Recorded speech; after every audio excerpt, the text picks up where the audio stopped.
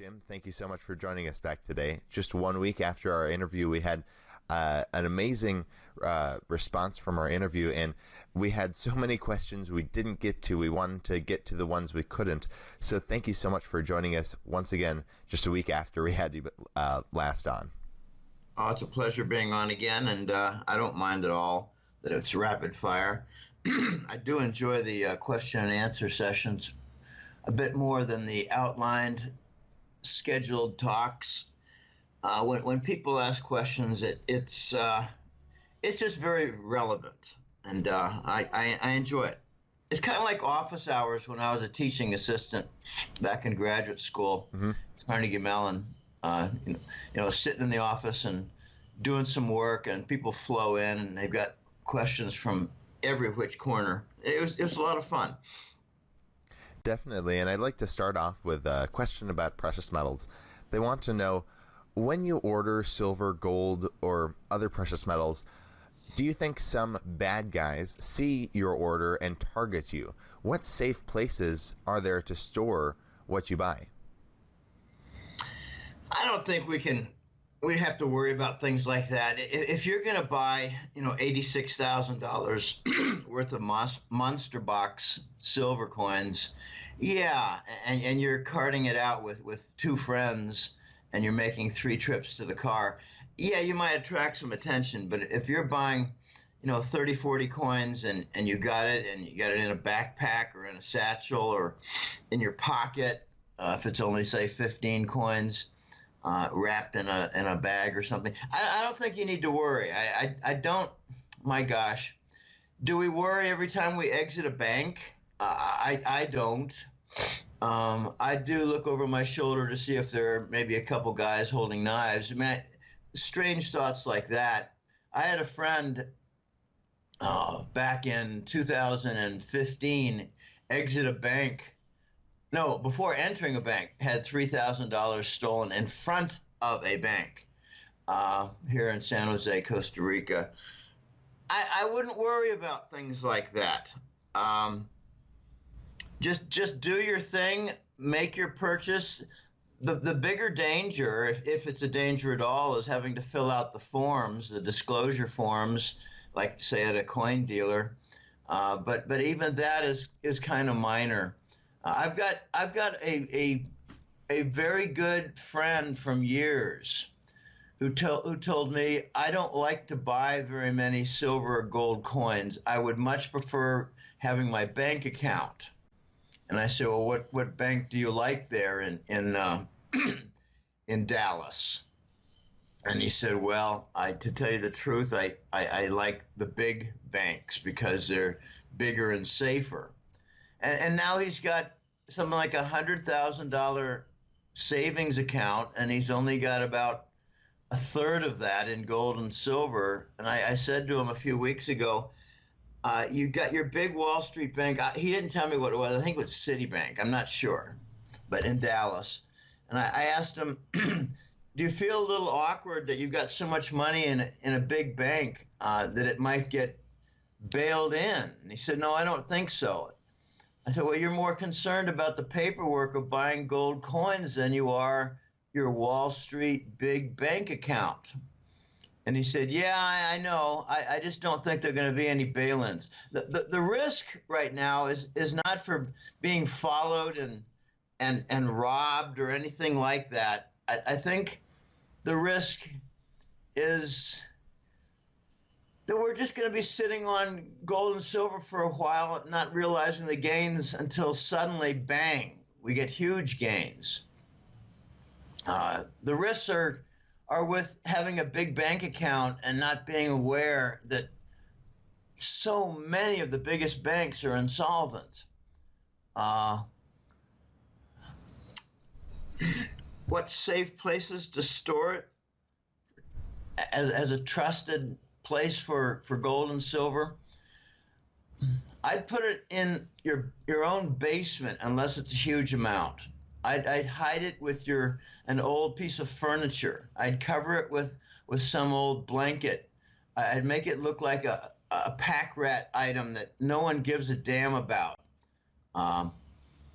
Unless you've got a huge amount, And don't tell people, don't show people what you have in your basement. It's your private. It's for your, your best friend or your brother or your father to know. It's not something that you have a party and you say, hey, let's all go on downstairs and take a look at my collection of monster boxes. I got 4 of them. And you don't do things like that. As for vaulted places, Hong Kong is still the best place for a vault. They have an airport location and they've got a tremendous amount of capacity there. They don't like to talk about their available capacity. There are a few excellent places to store. There's a fellow named Mark O'Byrne, an Irish fellow with both a Dublin and a London office. And his storage firm is called Gold Core. He's excellent. I've actually talked with him a few times. It's been some years, but we had some long talks a few years ago. A great guy. A tremendously coincidental event took place.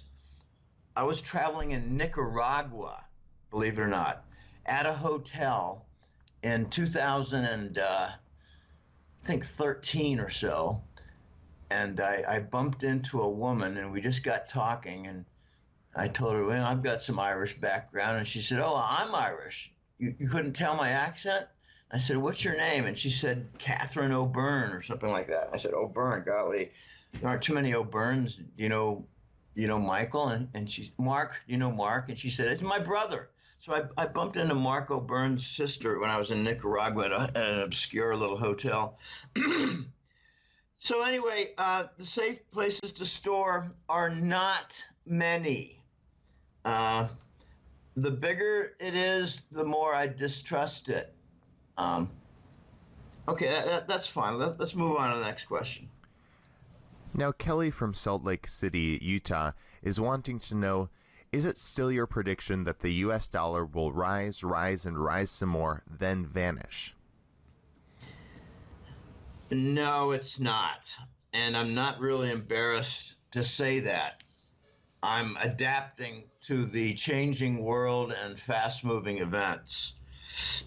Here's what I think will happen now. The dollar has risen, and caused tremendous problems across the world.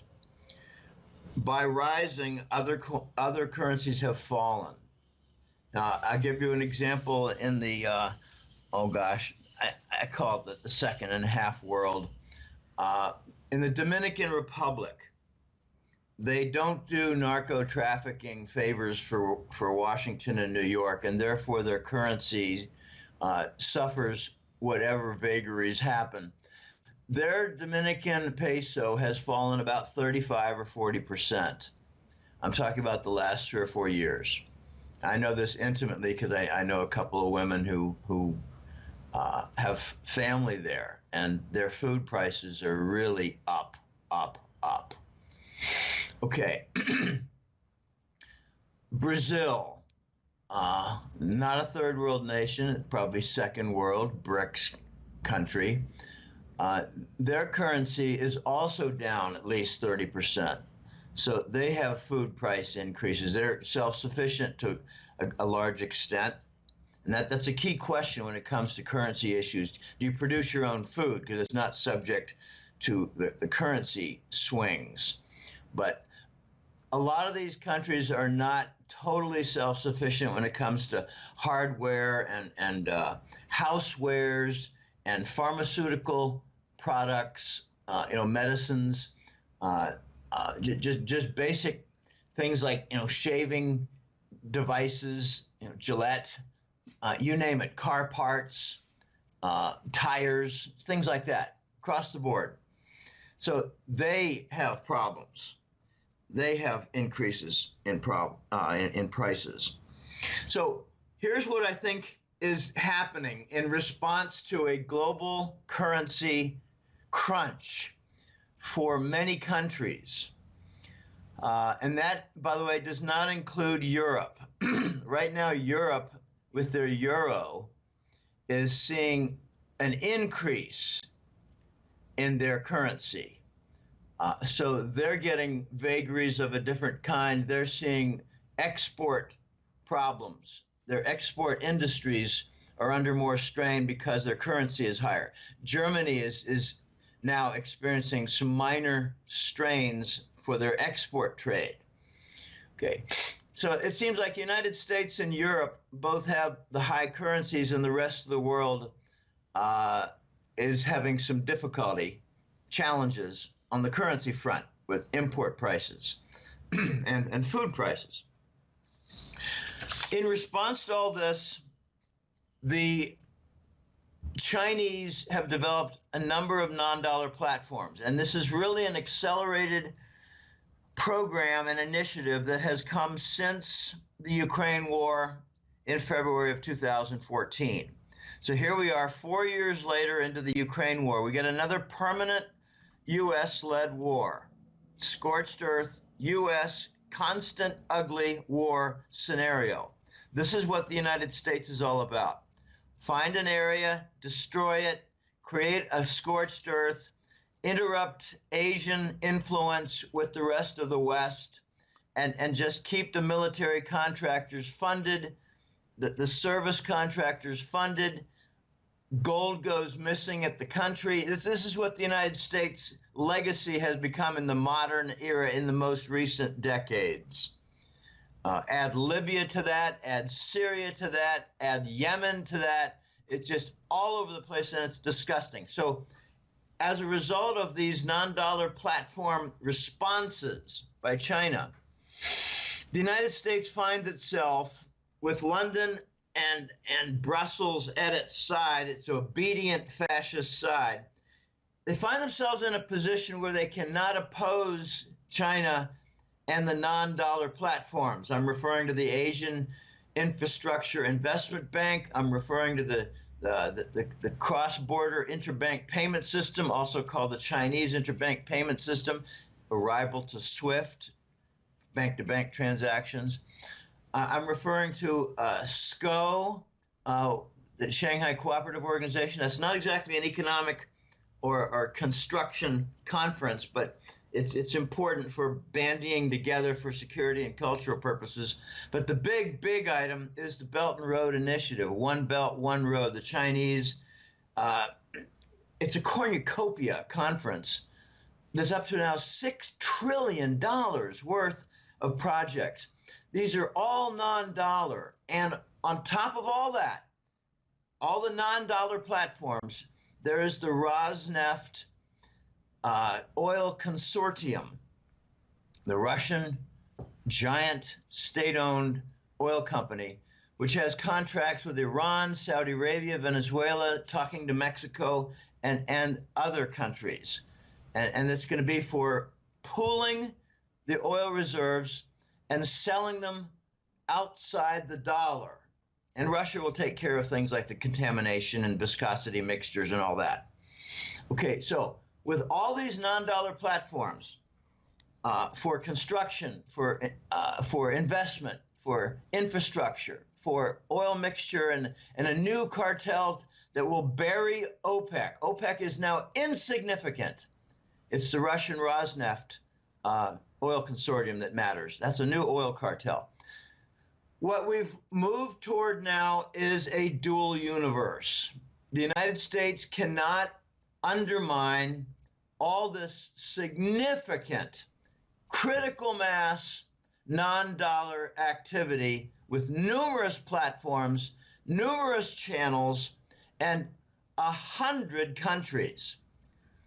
I believe all these non-dollar platforms and activities for projects, etc., have formed the core of the Eurasian trade zone.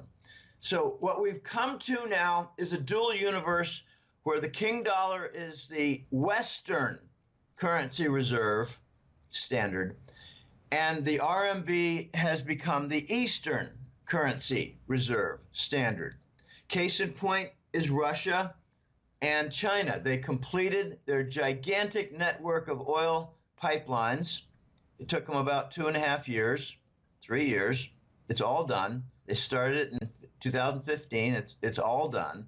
If it's not all done, it's 90% done, and ancillary sidebar channels are in the planning stage. Okay, all that Chinese Russian oil commerce, all that trade is done in RMB. Okay, so in the East, they already have their Petro Yuan standard, the Petro RMB standard. They already have it. And it's been going along now for a couple of years. It's not brand new. The United States cannot stop this. So instead of the dollar vanishing, the dollar is going to tolerate the RMB development in trade and banking. They can't stop it. The dollar is not going to vanish. The dollar is going to allow the RMB now to compete. And with this competition, you're going to see the Chinese gain ground everywhere. They're going to gain ground, for instance, with Saudi oil purchases. They're going to be done in RMB. They can't stop it. They're going to see progress with Iran. Iran is now pretty much a member of the Eurasian Trade Zone. They call it the Eurasian Economic Union, yet another EU. I just don't like these names. I call it the Eurasian Trade Zone. So much better name for ETZ. No confusion with EU being the European Union. No confusion with EU being the United States. It's États-Unis in French. EU. It's Unión. No, how you say United States? It's Estados Unidos. EU in Spanish. Okay, so the dual universe is now well along. This is not early stages. It's like middle innings of the tolerance between the United States dollar system and the Eastern RMB system. Next comes the RMB oil and gold futures contract triangle in Shanghai. For those who think it doesn't matter much, you're dead wrong. The Chinese are buying oil from Russia, paying RMB, and the Russians are converting a portion of that in Shanghai with gold directly. In other words, the oil for gold trade is on with Russia and China. The dual universe is going to be a very big concept. The United States must tolerate China or go to war. We're seeing the effects of trade war not going well. The United States is doing stupid things. Every foreign policy initiative since 9/11 has been a grand, if not grotesque, failure. Two cases in point regarding trade friction with China. The United States has done aluminum and steel tariffs and slapped them on China. China has turned around and canceled a grain deal and now signed on with Russia, a multi-billion, multi-year grain deal. China canceled a soybean deal with the United States, turned around and signed a multi-year, multi-billion-dollar Brazilian soy deal. So wherever the United States tries to apply its muscle, it loses enormous commercial deals in trade. Okay, so it's not going to vanish, the dollar. It's going to tolerate the I don't want to call it a rebirth, the growth, the sustenance, and the development of the RMB, the top currency. And later down the road, when China, when China introduces the gold trade note built atop the Shanghai contracts, the gold trade note will be important in commerce for trade payment, which will further displace the U.S. Treasury bill. When China makes further progress, they're going to introduce a gold-backed RMB, and that will accelerate the decline of the dollar, even in the West. Okay, so let's move on. Now, Daniel is wanting to know, as we see this decline of the dollar, what do you think will happen to mortgages and other debts? This is a point of extreme interest and curiosity.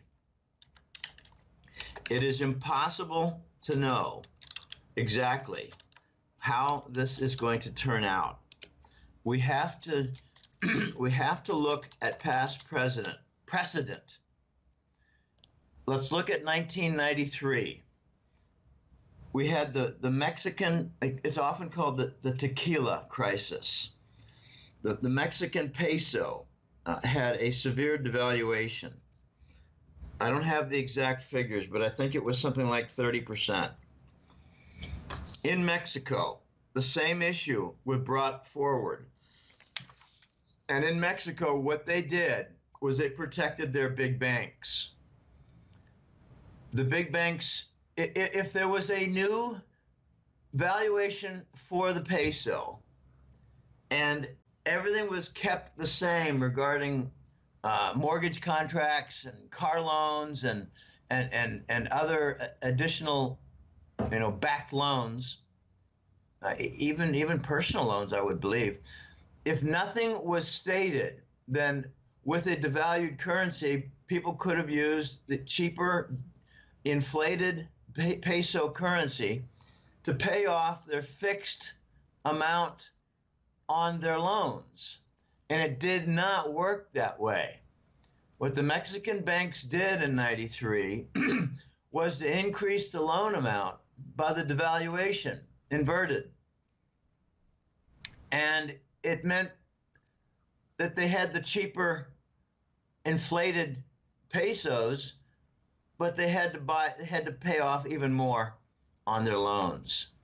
Okay, if they had done nothing, the banks would have been left vulnerable with those losses. It would have been an immediate 35% loss across the board on all their loan portfolios, their entire loan books, their portfolios, even the commercial loans, company to company, or bank to big company. Therefore, this question can be rephrased. Will the banks do nothing and absorb the entire loss from currency revaluation? And I say, hell no. When have they ever done that? So if the United States launches a new currency and it's devalued out of the gate, look for the loan balances across the spectrum within the U.S. banks to increase on their loan amounts. The loan volumes will grow. They will respond to the devaluation. If they don't, it means the banks absorb instantly an enormous multi-billion-dollar loss. We don't do things like that in the United States. The banks take care of their own. Wall Street is running the U.S. government, along with Langley at its side. So this is a CIA Wall Street government running the United States. Do you really think they're going to absorb the entire loss from a currency devaluation upon any introduction of a new currency for the dollar? It's folly to think that they're going to absorb multi-billions in losses. Next, let's move on.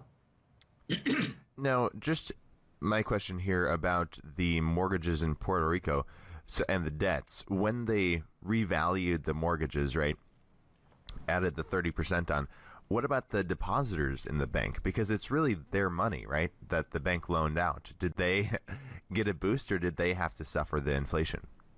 Well, let's be a little bit more accurate. In the 1960s, 70s, and most of the 80s, that point was true. In the 90s, 2000s, and 10s, banks don't lend out depositor money. Banks borrow from the Fed and lend fresh new money. So what's going to happen to depositors? I don't know. I'm guessing. I don't have a great answer here. I'm guessing that if a depositor has $100,000 sitting in the bank, there'll be a forced conversion. And I really doubt it'll be favorable to the depositors. I think it'll be seen as an opportunity to hoodwink the American citizens who have bank accounts and to earn their resentment and anger and disgust with a bank policy that will not be favorable to them. I don't have it all worked out. We've never seen a launch of a new dollar in the United States where the dollar has been floating internationally. I think we're going to have $2 an international dollar, and a new domestic dollar. We're working in that direction right now. So if there's a 30% devaluation, the old dollar holders in the United States should be given 30% more of the new dollars. But you just watch. I'm pretty sure you're going to see a forced conversion.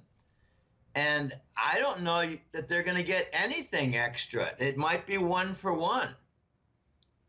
You have to look at some, gosh, you can't even look at Europe with the euro forced conversion, because that was done according to formulas for the 13 nations, and there was no bickering or complaint about, confiscation and bad conversions. But in the United States, what they're probably going to do, this is my best call, what they're probably going to do is to say there is no devaluation. There's just a new dollar. So it's going to be a one-to-one conversion for depositors. And then within 3 months, they will have realized their bold-faced lie, and they will do a devaluation. So people will not get a benefit from the devaluation. They'll get a lie and a one-to-one conversion. And then there'll be two back-to-back 30% devaluations, which will essentially be 50%. And for those who think that that math doesn't work out, if you do a 30% devaluation, you're preserving 70. You do it again, you preserve another 70 on top of that, and you're left with preserving 49%. There's your 50. So expect that depositors will get screwed in the form of a lie and a delayed reaction, a delayed action on the devaluation process. The United States has already worked out a deal. This was something back in 2015 and 16 the Chinese demanded that the U.S. government issue a new dollar and devalue it 50%. And the Americans said to them, how would it be if we issue a new dollar and then shortly afterwards have two 30% devaluations? And the Chinese and the Americans shook hand on it. Why would China be in a position to make a statement and dictate policy? Well, easy. They're the biggest creditors. At the time, they held something like $2 trillion worth of U.S. treasuries. Now, both Japan and China hold about 1.0 trillion. The Asians control our debt, and we're now at trade war with our creditors. How stupid are we? Next question. Now, this one is from Rick, and he's wanting to know, can you talk more extensively on the state of retirement benefits and student loans? How fragile and how reliable are they? Okay, when you say the state of retirement benefits, I think you're talking about the pension funds. And I don't know if you're talking about the state-run pension funds, as in Social Security, or the corporate-run pension funds, which are all privately handled. I'll try to give an answer for both and get to student loans in a few minutes. First of all, Social Security. Let me give you an example of what happened to me. In November, I applied for Social Security after having turned 65 last May. Okay? I filled out my application in the first week of November. In the first week of December, they said you need to fill out an additional form having to do with foreign income. So I did so. A month later, they informed me that they never received it. So in early February, I conducted a query to locate what I sent to Delaware in December with the DHL tracking number. And they told me in 10 days I would get some response officially as to finding that form and putting my application for Social Security on track. They've not found it yet. So here I am, December, January, February, March, 4 months into my application, and there's nothing but dragged feet, bureaucratic bullshit and nonsense. Okay? That's Social Security. So the eligibility and access is delayed through foot dragging and bureaucratic BS. I expect eventually they're going to cut benefits, even though as of January they increased it by 2.0%. And I thought, oh, yippee, that's great. I'll get more. I haven't gotten anything. So I think this is intentional. I think they're going to increase the eligible age, reduce the benefit, and maybe go to means testing on Social Security, which means if you got a big net worth, you might not get anything, or you get a small amount on Social Security on your monthly benefit. I'm looking for anything from the tens of thousands that I pitched into Social Security during my 25, 27 years of career. Now, private pension funds. My gosh, I started covering this in 2015. The Central States Pension Fund. It's for truckers, Teamsters, and a lot more. Well, they've cut their benefit in half.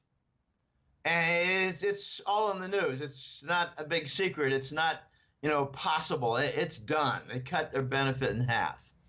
They're talking about new additional contributions. They're talking about new additional obstacles for collecting. In other words, raise the eligibility age. They have now suffered, instead of having 10 contributors for every beneficiary, retiree drawing on the benefit, they have about a 3-to-1 ratio, which does not work. Okay, then you've got CalPERS in California. They're having extreme problems. They've got a bunch of bonds that are non-performing, of bonds of all types that are not performing. They're not getting their interest on the nut, as you call the core holdings. And they're talking about reducing the benefits. And they had better start talking soon about increasing the eligibility age. So I'm hearing from clients that the Texas Teachers Union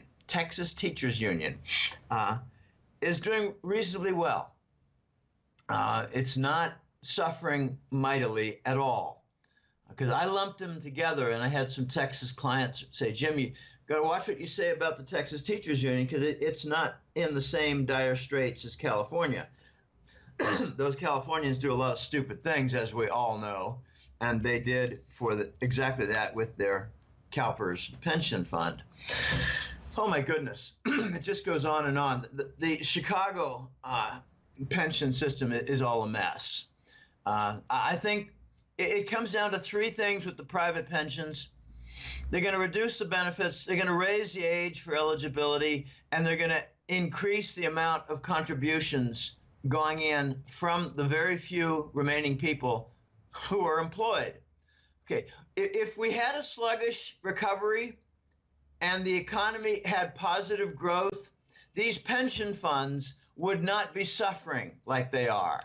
They're proof positive of lies coming out of Washington regarding the economy. All right, now for student loans. We're up to about $2 trillion now in student loans. We've had surveys where over 40% of the students who have loans actually stated that they expect that there will be bailouts for the student loan sector, and they won't have to end up paying off their student loans. There's an interesting phenomenon going on now. Students talk to each other. They realize that for 5 years there have been very, very few jobs. When I got out of graduate school in 1980, I got 4 job offers with a doctorate in statistics, which is, pretty attractive. Right now, if I were exiting, I might get one offer. It might not be a great offer, and I would take it. But nowadays, students are not getting offers. They're driving taxi cabs. They're serving tables as waiters and waitresses. They're not getting jobs. So with all the chatter about difficulty in landing jobs upon graduation. What they're doing is they're continuing in school, and they're taking out yet more student loans. And the big question is, where is any of this going to be paid off? I'm wondering if we're going to have a QE round where they not only cover municipal bonds, but they cover student loans. I mean, wouldn't it be amazing if there was a QE initiative that says there's going to be a 25% bonus on all student loans. 25% of your volume on the loan is forgiven by a federal grant to make it easier so that after you do exit school and get a job, you won't be behind the 8 ball so badly. Okay, let's move on. It's just a very difficult situation. The economy has been stuck. I make this comment very often. It is stuck in the most vicious recession since the Great Depression. Every year, we're somewhere between -3 and -5% in a recession. Every single year since 2006. Every year, we claim that we have only 2% price inflation. Sometimes it's 8. Sometimes it's 6. Sometimes it's 5. Which means the lie is sometimes 6%, sometimes 4%, sometimes 3%. They're calling inflation growth. Subtract the 3, 4, or 6% from the puny 1 or 2% economic growth, and what you get is -4, -2, or -1% growth every single stinking year. We're stuck in a recession. There's no such thing as a sluggish recovery. That is fascist dictatorship mantra. You cannot work in Wall Street as an economic analyst without including sluggish recovery in your narrative. It's nothing but BS. Let's move on. S. Walker is wanting to know, can the ECB ever stop QE? Currently, they are doing about 30 billion euros per month. What they admit to is not actual reality. I remember the U.S. Fed was admitting to 60 billion a month, but behind the scenes it was quite clear it was more like 2 trillion a month when you count the derivatives. So their comments are really focused on sovereign bond purchases. They don't talk about the other purchases. And recently, I know I'm switching over to the Fed because it's a little bit more understood on its activity.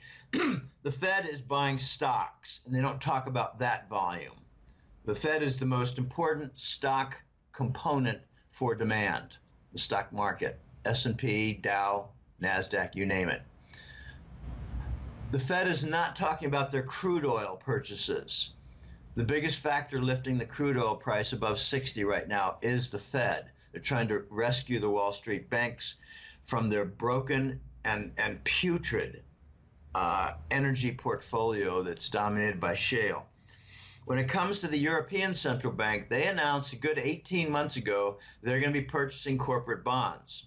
Well, they wrecked the sovereign bond market, so they decided it's time to wreck the corporate bond market. I mean, why would Italy, in absolute tatters with bank runs, why would their Italian government bond be operating at such low, rosy rates that compete even with the U.S. 10-year? It's because the Euro Central Bank under Prince Draghi are buying it, or is buying it. They're buying the Spanish bond. They're buying the Portuguese bonds. They're keeping things floating. Okay, the result of all this is that the Euro Central Bank now has $5 trillion worth of toxic paper on their balance sheet, dominated by sovereign bonds, but with an increasing amount of corporate bonds. Why would they buy a corporate bond that was doing well? Well, they want to save the system. Therefore, what they're buying is not viable, is not a healthy bond that can float on its own. In other words, they're falsifying the value of these corporate bonds. They're sitting on toxic paper. So the Euro Central Bank has $5 trillion, and the U.S. Fed has $4.5 trillion. Little known, is that uh, the Fed has twice as much Fannie Mae bonds as they do U.S. Treasury bonds. So the Fed is supporting the housing market, keeping rates artificially low. And that's going to backfire in a big way. I don't know when. How long can the Euro Central Bank continue this? I don't know. Not exactly forever. They've got some new problems now with the euro too high. Over 120 is a minor problem. If it ever gets to 130, it's going to be a big problem. I remember I got into a debate with a contact from The Voice back in Central Europe. This debate was in '09. I said to him, I don't agree with you. You telling me that the Euro Central Bank will never lower its rates to match the Fed like at 1%, because you're telling me that the Euro Central Bank is more responsible and working side by side with, say, Deutsche Bank. I'm sorry, the Bundesbank, the German central bank, working side by side with the German central bank. And I don't agree with that, sir. I don't agree with it. I think that you're going to have problems in Europe with a high euro valuation. And once it gets, above 130 or 135, the Euro Central Bank will break down and bring down their interest rates so they don't lose the export trade in Europe. And that's exactly what happened. And I had to be very careful not to insult a friend of The Voice. And I learned later that he respected me even more for that disagreement, the way I expressed it and how it turned out. Currencies have a way of righting the ship and forcing policy.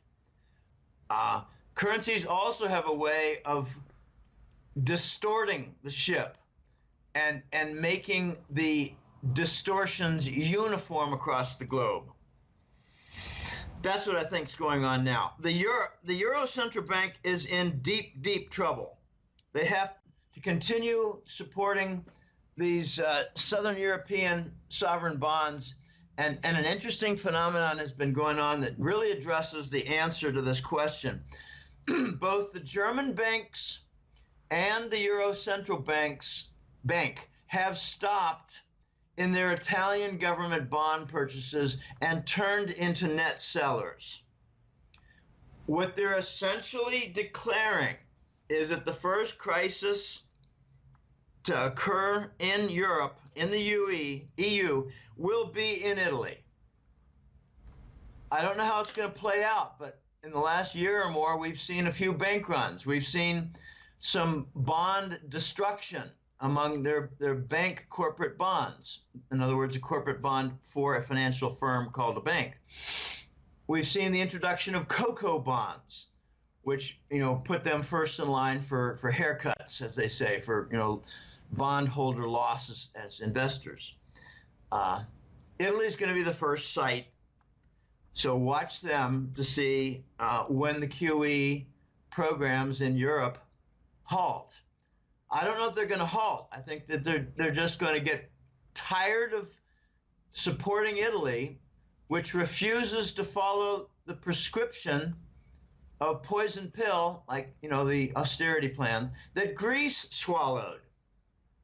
Greece just did whatever the ECB and the Bundesbank and the EU Commission dictated, and the IMF. Whatever they wanted, they did it, and now it's a ravaged, wrecked country with foreign banks seizing assets and taking over their country. Italy is more proud and obstinate. My hat goes off to them, but they still don't know how to run an economy. It's pretty sad. They still got the family system. It's funny. It's almost funny what goes on in Italy. They put a son of a big industrial magnate. They put the son in charge of the company, and then he uses the whole company as kind of a private piggy bank and privilege center, and then he appoints various managers to actually run things. So you got two management systems. One is the family and one is the actual running systems. And it becomes very costly, very inefficient, and just does not work. It's part of the Italian culture. So, will the ECB ever stop QE? I don't know. I think they will be forced to when they have a balance sheet. It becomes ridiculously unmanageable, and when they start fostering crises like in Italy. And these are happening now. The crisis in their balance sheet is already admitted now. You got to watch the way they express their concerns of their, current status quo. All right, let's move on. Jeffrey's wanting to know about the oil futures contract priced in yuan. Now, the launch date is March 26, 2018, so just about a week from now.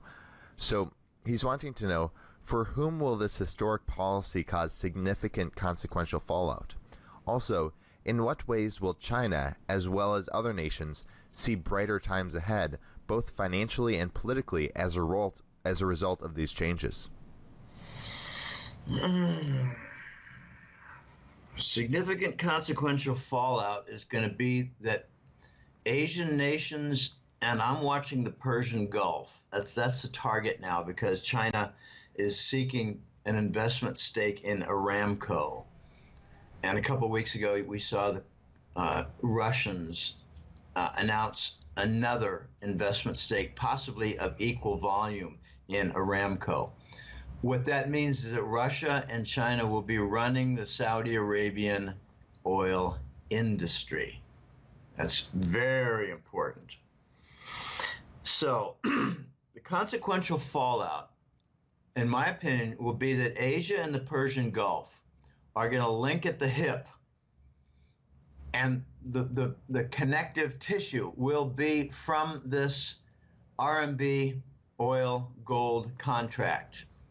It is possible that the Arabs will be enticed and lured into this agreement by virtue of a promise from China to sell oil to China, be paid in RMB, and they will have permission to convert a portion of that RMB into gold. In the past, the Arab nations have been converting almost 100% into U.S. Treasury bonds. That has not worked out too well for them, because a good portion turned out to be the untouchable core in the Exchange Stabilization Fund, and another portion turned out to be the Arab gold in Switzerland. So with the core in Washington and New York for the Exchange Stabilization Fund, they lost that. And with the Swiss holdings for the Arab gold, that was stolen.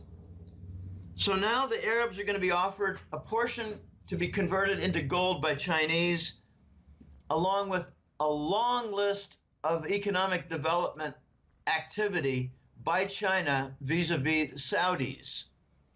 Saudi will be a showcase for the rest of the Persian Gulf. I think the Arabs are going to just jump on this opportunity, and that will cause some significant problems for the dollar monopoly. Okay, will China as well as other nations see brighter times ahead? Well, yeah, they're already starting to. There's a reverse notion. It's kind of a backward notion that the West maintains. They maintain that if you put cash in people's pockets, they'll go spend it. I mean, like handouts. In the East, they don't buy into that nonsense. It's heretical economic thought. They believe, as do the Austrian School of Economics followers, that if you do business investment, you generate legitimate income, and the entire process of construction of the businesses and the activity to produce product, even if it's service products, will result in wealth generation, which lifts the economy. In other words, the West, led by the United States and England, has lost all concept of capitalism, while it adopts its socialism and wrecks its economy. The East will have beneficiaries all across the board from both the construction process and the production process for the companies that are constructed and operate on the infrastructure that is constructed. This is going to get very ugly for the West for its economic failure of policy and its disastrous emphasis on consumption. All right, let's move on. All right, well, this is our last viewer's question. It's from S. Walker again, and they're wanting to know, will Trump succeed in bringing jobs back to America? He's got some big obstacles. They're called Wall Street and the Pentagon. I watched his campaign closely. I don't want to get into a long discussion of the idiosyncrasies and the changes of course. But in 2016, we saw the campaign, and there was a lot of discussion of $1 trillion infrastructure program to rebuild the United States. And I have a different phrasing and terminology. It was to rebuild the United States and bring back industry, reindustrialize the United States. We have a $600 billion trade deficit. So how did all that financial engineering work out? How did all that clean financial sector emphasis work out? It was probably the most grandiose economic failure of policy in the modern era, if not the history of mankind. That's a very big statement to make. The dismantling of U.S. industry and the wreckage of the juggernaut U.S. economy is one of the greatest failures in human history. We can thank the Rockefellers, we can thank Wall Street, and we can thank the Pentagon. Instead of pursuing the reindustrialization and infrastructure development with trillion-dollar programs, Trump decided instead to follow his handlers and increase the military budget. We haven't had one lifted hand in 14 months toward infrastructure programs and initiatives to rebuild the tattered, near third world conditions in the United States. Not one hand lifted. Name one project. Instead, what we hear are secretive stories about, confiscation of wealth,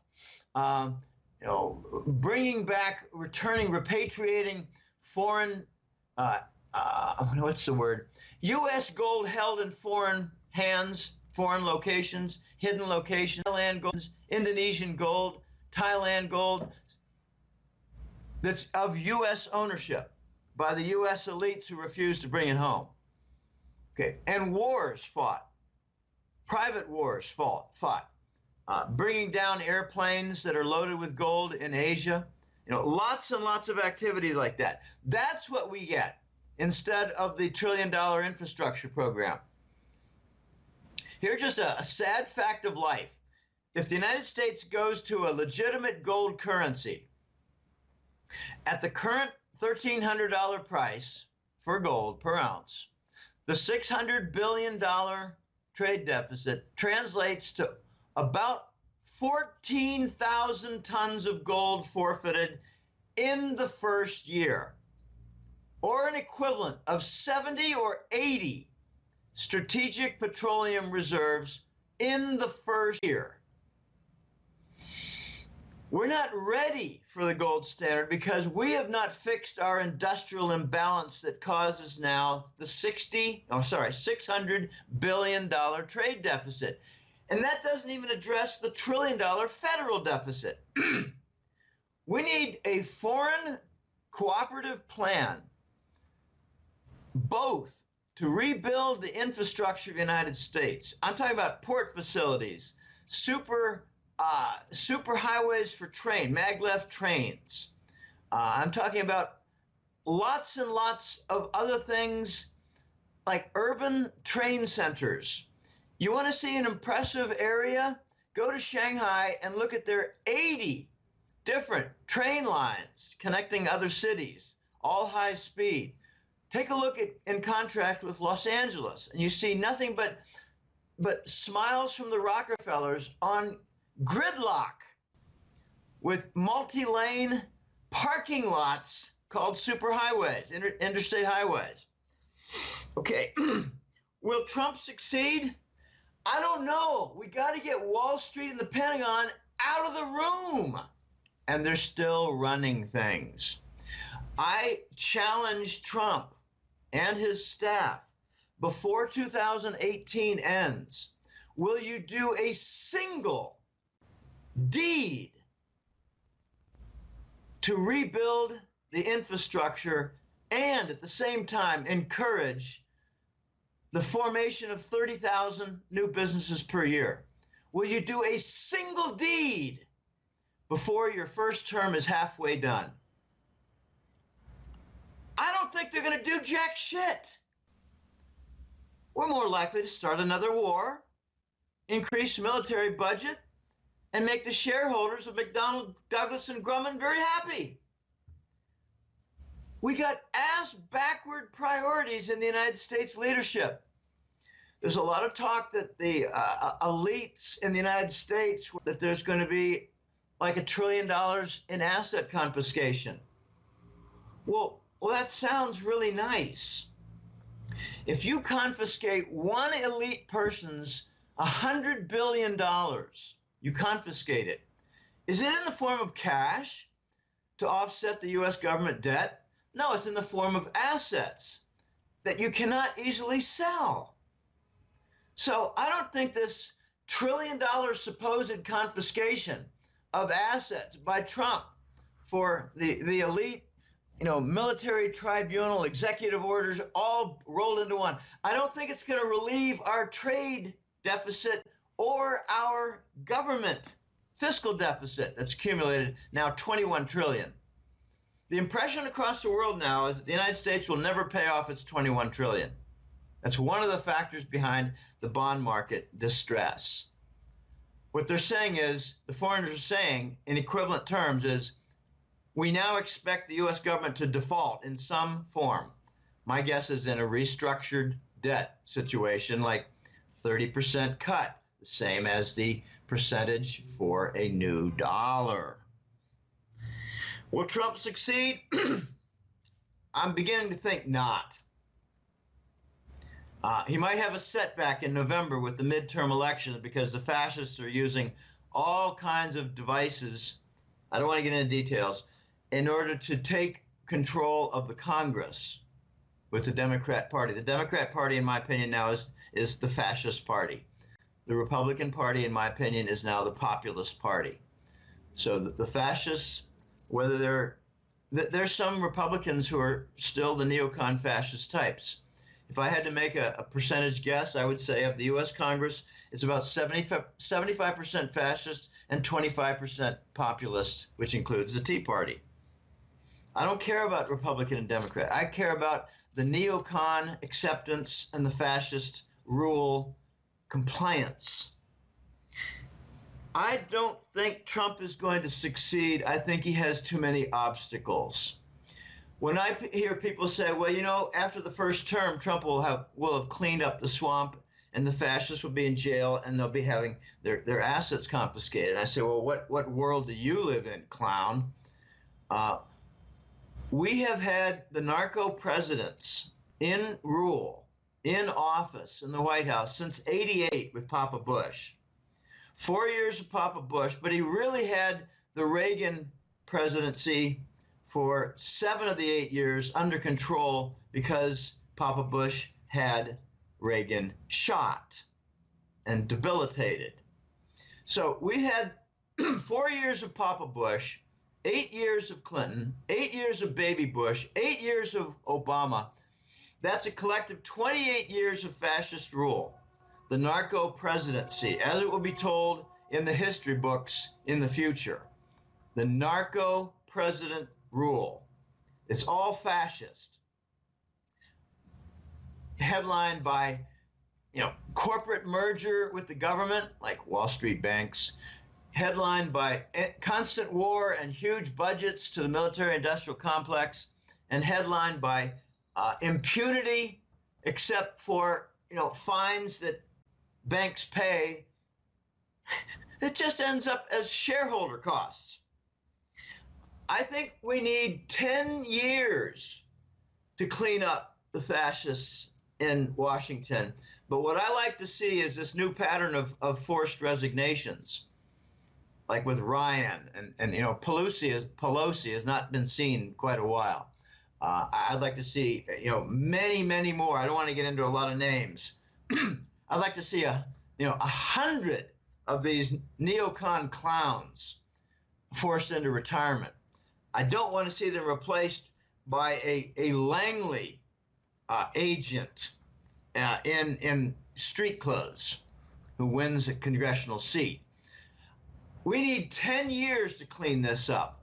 It's not going to be done in 2, not even remotely in 2. And very little progress will be seen in 4 years.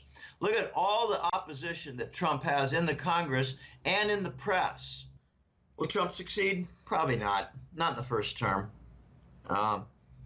We still have a colossal drain of jobs for the U.S. We're doing all the wrong things. It's sad what's going on in the country. We have political leaders saying that they have the right to confiscate your income, your hard-earned money. The right. No, we have the right as people for our government to create economic conditions favorable for job growth. And we don't see it. We haven't seen it ever since 9/11. We haven't seen it for a long, long time.